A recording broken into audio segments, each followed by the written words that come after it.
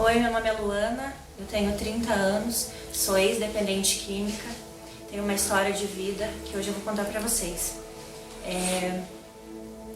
Fui criada pela minha mãe, meu padrasto. Meu pai nunca foi muito presente na minha vida, separaram quando eu tinha uns 6 anos, mais ou menos. Meu padrasto assumiu esse lugar do meu pai, né? Minha mãe trabalhava muito, então assim, ela nunca estava em casa. Mas, em compensação, eu tinha tudo que uma criança, uma adolescente pode querer, né? Então, assim, a falta que ela fazia dentro de casa, ela me supria com tudo que eu queria, às vezes até o que eu não precisava, ela me dava. No colégio, né, lá com uns 13, 14 anos, eu comecei a fumar maconha. Meus amigos, a gente acha que são amigos na época, né? Eu tinha alguns amigos, né? Tinha um amigo gay, uma amiga descolada que ia pra balada, outra que, né? Enfim, então ali pelos 13 comecei pela maconha. E 95% dos usuários de crack hoje em dia começam na maconha, não tem, assim... Parece um padrão, mas eu comecei na maconha. Aos 13, 14 anos, continuei na escola, né, fumando maconha. Comecei a sair, né. A minha mãe nunca colocou muitos limites pra mim, pela falta que ela fazia dentro de casa, então ela costumava falar assim, vai, só não deixa teu irmão saber, né. Então eu comecei a sair, né, pras baladas, digamos assim, 15, 16 anos, né? Fazia identidade falsa e entrava. Mas sempre tive muito medo, né? Muito medo do que podia me acontecer, eu era meio medrosa, né? Lá com 16 quase, 17 anos, foi a primeira vez que eu experimentei cocaína, mas eu sempre tive medo. Mas sempre me falavam que eu era medrosa, então eu resolvi experimentar, para deixar de ser medrosa. Eu sempre fui muito, assim, quieta e aquilo lá me desinibia, né? Eu começava a falar mais, enfim. Então era bebida, cocaína, com 16, 17 anos. Consegui estudar ainda, né? Me formei em técnica informática, com ênfase em administração. Com 17 para 18 anos eu fiz estágio, onde eu fiz esse curso. 20 e poucos anos ainda estava na cocaína, tive alguns trabalhos em escolas de informática, dando aula de informática, dando aula de administração, né? Com 25 anos, meu pai faleceu. Apesar dele não ser muito presente na minha vida, ele ainda era presente. E eu amava ele. Claro que isso, hoje eu sei que foi uma desculpa, uma fuga, né?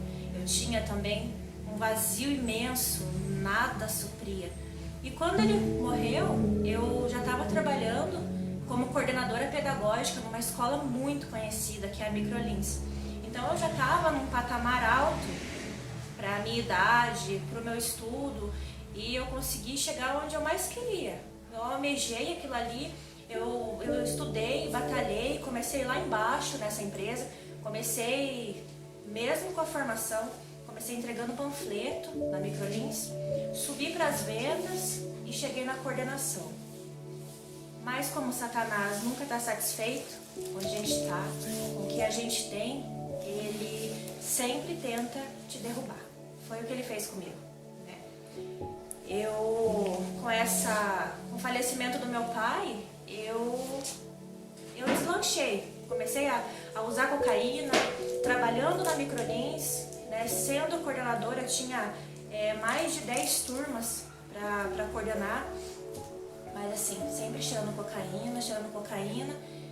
E só que chegou um ponto que eu não consegui dar conta mais. Era uma responsabilidade muito grande. Eram alunos que eu tinha que conversar e lidar, eram pais de alunos, então chegou uma hora que eu não dei mais conta, né? E perdi tudo. Quase perdi casa, a casa da minha mãe na época, na cocaína, e logo passaram acho que 25, 26, uns 26 anos eu conheci o crack. Foi logo em seguida que meu pai faleceu, eu conheci o crack. Aí sim eu terminei de perder o que eu já não tinha, né? Então assim, eu morava na casa da minha mãe, né? No terreno da minha mãe. Então ali eu comecei a usar, comecei a pegar as coisas dela, coisas de valores a princípio, celulares, tudo que ela tinha de valor, eu posso dizer pra você assim que eu troquei por droga, né?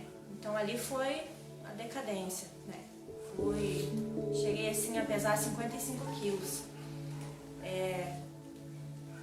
Pra minha estatura isso é muita coisa, assim. E tem um ponto também da minha fase que eu tive na droga, que pode parecer besteira, mas muitos jovens hoje em dia têm isso na cabeça, né? Eu sempre fui, né? Sempre fui gordinha, sempre fui cheinha.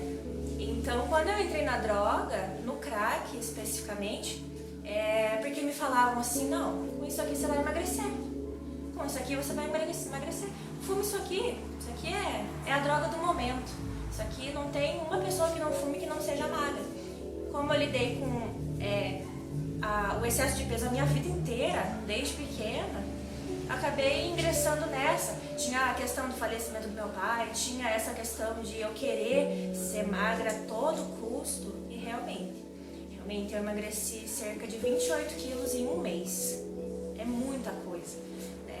Aí foi um choque para minha família, um choque para minha mãe, para o meu irmão. As coisas de casa começaram a sumir, mas eu sempre negando, né? Eu nunca falei para eles especificamente, eu uso droga, eu uso crack. Seria um choque muito grande para minha mãe. Fora as palavras ditas, né, ao longo da minha vida, que aconteceu isso. Com 26, foi um bar. Acabaram descobrindo porque eu, além de roubar as coisas de casa, ainda saía na vizinhança mentindo, pedindo dinheiro para as pessoas, conhecidos, pessoas de comércio, pessoas na rua. E assim, todo mundo me dava dinheiro, porque todo mundo falava, nossa, mas você nem parece, né? Então, quem vê cara não vê coração, né? Eu era uma moça jovem, magra, né? Todo mundo falava que não parecia, mas assim, eu era apodrecida. A minha alma era apodrecida. Eu era uma pessoa sem caráter. Eu era uma pessoa que tinha um vazio tão grande dentro da minha alma que eu queria suprir por toda a lei com outras coisas. E nada me supria. Aos 26, Deus me deu vários livramentos de morte, porque se eu pedia dinheiro para as pessoas, eu nunca pagava. Então, várias pessoas vieram me cobrar e eu não tinha, logicamente, dinheiro para devolver. Então, já cheguei a ter uma arma apontada para minha cabeça por causa de 10 reais. Então, é muita coisa. Coisas que são desnecessárias a gente passar. Tudo por causa do vício, tudo por causa do crack. Com 26, a minha mãe descobriu, não tinha como não descobrir, porque todo mundo já sabia que eu estava usando droga e tudo mais. Meu filho tinha 4 anos na época, quando ela resolveu, né, me internar. A internação em si, pra mim, não resolveu. Né? Pra mim, eu fui internada somente essa vez, não me libertei, acabei saindo e caí nas drogas novamente. Dessa minha queda, foi uma queda muito, muito feia, onde eu fiquei alguns dias na rua, fiquei mendigando, né? Ali não tinha banho, não tinha comida, não tinha nada. Muitas vezes já cheguei a pegar comida do lixo para comer. Tudo por causa do vício, tudo porque eu queria usar crack. Muitas vezes tinha até dinheiro, mas o vício era tão grande que, em primeiro lugar, eu queria comprar a droga e não a comida.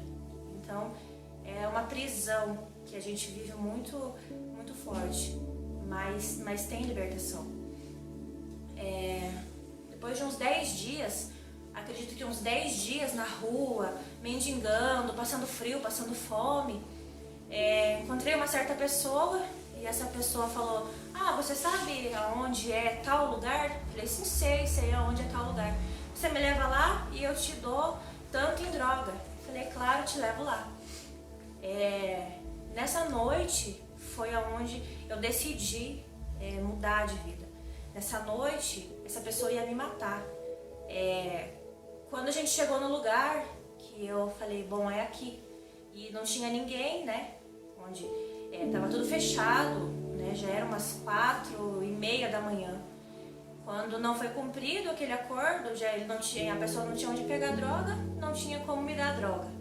Falei, alguma coisa você vai ter que cumprir a sua parte do acordo. Nisso a pessoa pegou uma pedra, um pedaço de asfalto que surgiu não sei da onde e foi para jogar em mim. Ele, ao que pareceu, assim, ele realmente foi com toda a força para acabar me matando. Quando ele foi pegar essa pedra, esse pedaço de asfalto para jogar em mim, eu me abaixei e clamei ao nome do Senhor. Clamei, pelo amor de Deus, que ele não me matasse. E foi uma cena que eu jamais vou esquecer na minha vida. Onde eu me abaixei, me protegi e eu só vi a pedra caindo e ele indo embora. Então naquele momento eu estava no meio da rua, a 1 quadra da minha casa, né? E subi para minha casa, era uma ladeirinha assim, onde ele não me matou, onde a mão do Senhor com certeza me cobriu naquele momento. Eu subi para minha casa, a minha mãe deixava o portão aberto, porque ela sabia que a qualquer momento eu podia chegar. E naquele dia ela estava na porta, me esperando, 4:30 da manhã. Mas como o coração de mãe sempre sabe, né? Ela estava me esperando. E eu disse, eu não sei o que a senhora vai fazer, só quero que a senhora me salve.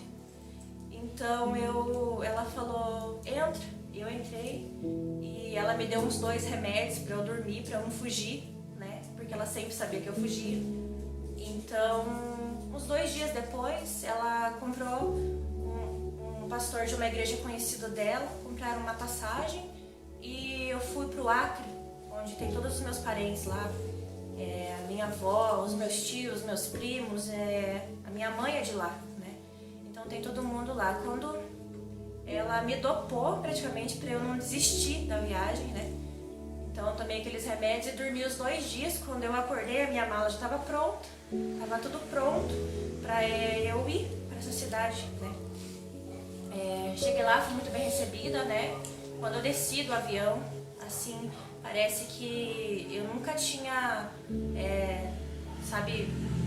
conhecido aquela droga que acabou assim com a minha vida, onde eu perdi tudo, mas principalmente eu perdi a confiança da minha mãe, da minha família, do meu irmão, quase perdi o meu filho uma vez para o conselho tutelar. Então assim, foi destruidor o que essa droga fez na minha vida. Quando eu cheguei no Acre, eu fiquei 1 mês lá, né? E consegui me libertar dessa droga que foi assim devastadora. Usei por pouco tempo, não fiquei anos usando essa droga, mas foram 9 meses, 1 ano mais ou menos usando, mas assim quase destruiu a minha vida, quase acabou com a minha vida mesmo. Hoje nem era para eu estar aqui falando, não era para eu estar testemunhando, porque já era para eu ter morrido, já era para nem estar mais aqui, né? Então hoje Deus restaurou tudo aquilo que eu perdi, tudo aquilo que Ele me deu até mais do que eu esperava, porque uma vez as pessoas me disseram, você não tem mais jeito. Meu irmão falou pra mim, vamos esperar só achar ela morta, porque um dia a gente vai acordar e alguém vai ligar pra gente, sua filha tá morta. Então eles esperavam isso, eles tinham isso em mente. E quando Deus restituiu tudo aquilo que eu perdi, foi assim maravilhoso. Em outubro vai fazer 4 anos que eu tô liberta das drogas, da bebida, do cigarro, da mentira, da manipulação, porque a droga em si traz uma série de coisas, é uma série de problemas que geram na nossa vida, e não somos só nós que sofremos, são todos que estão à nossa volta, ao nosso redor, que estão ali sofrendo. Hoje eu sou liberta, em nome de Jesus. Eu tenho uma família, hoje eu tenho uma igreja onde eu congrego, onde eu sou amada, onde eu sou aceita. Eu tenho um esposo maravilhoso, tenho filhos gerados no meu ventre e no meu coração, tenho enteados, tenho uma vida que eu jamais sonhei em ter. Quando eu ficava andando lá na rua, eu jamais imaginei que eu hoje estaria aqui falando para você sobre a minha história de superação. Mas não fui eu que superei sozinha. Sem Jesus, sem Deus, eu jamais teria conseguido. Então, gostaria de chamar meu esposo.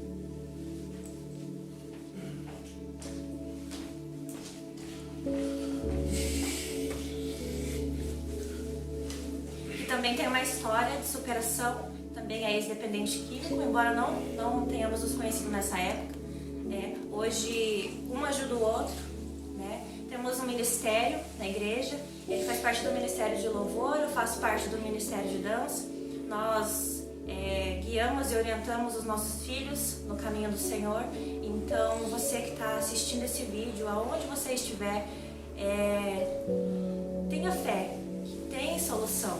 Nós somos a prova viva do que Jesus pode fazer na vida de uma pessoa. Então, a gente sabe o que você sente, a gente já passou por isso.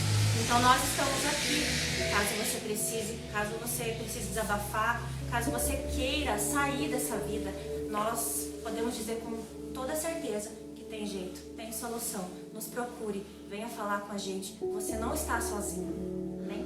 Nós somos resultados como falamos, do amor ao próximo. Como fomos abraçados, fomos amados, fomos restaurados, você também pode ser. Procure-nos realmente, como ela disse, nós sabemos o que você passa, o que você passou, e também infelizmente sabemos o que pode acontecer para frente. Mas como dissemos, nós somos libertos hoje. Libertos por um Deus que cuida, um Deus que